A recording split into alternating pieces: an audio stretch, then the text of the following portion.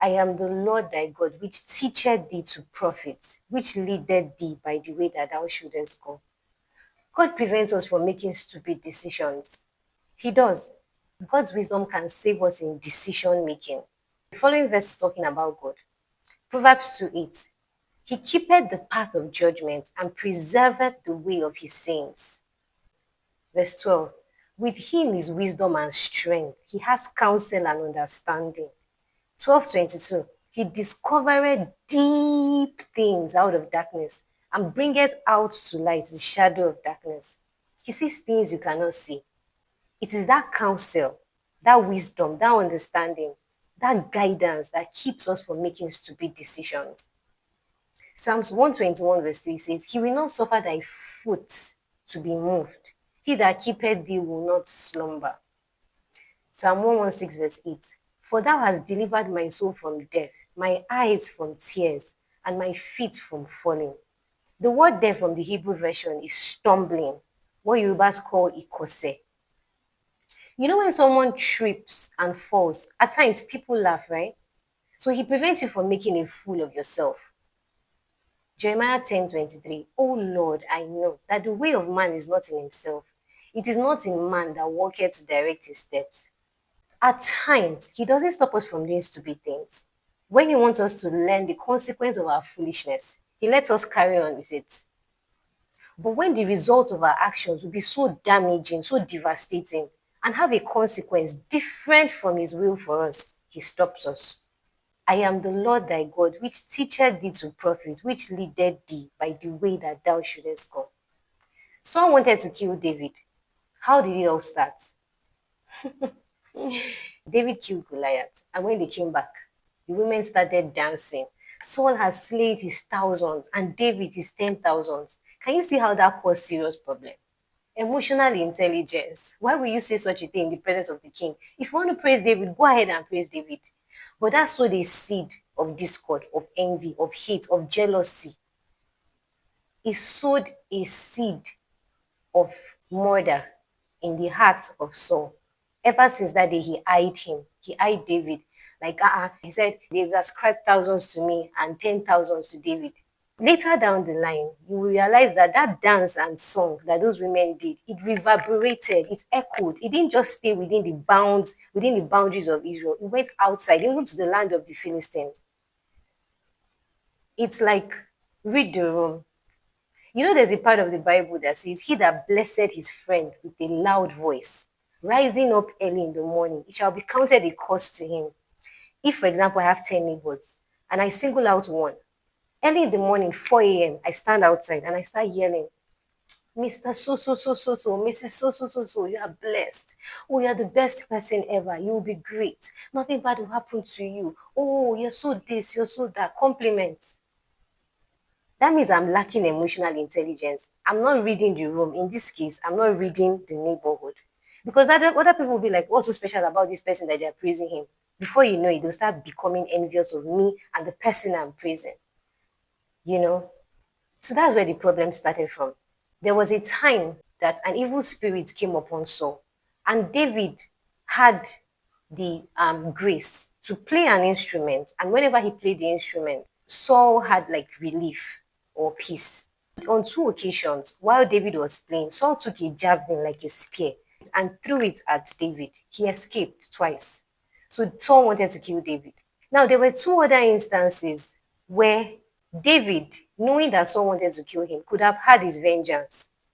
The first instance was a time when Saul got word that David was in a particular location. So he went with 3,000 men just to kill one person, 3,000 soldiers to kill David. And at some point where they pitched, they lied down and they slept. The Bible says a deep sleep from the Lord came upon them and they slept. Now, before I go ahead, a deep sleep from the Lord is a weapon that you can use when you're doing your spiritual warfare. It's similar to the one that came upon Adam when God wanted to bring out Eve from Adam. When God wanted to form Eve, he took out part of Adam to form Eve. Now, a deep sleep, like sedating someone. So God was the first originator of sedation.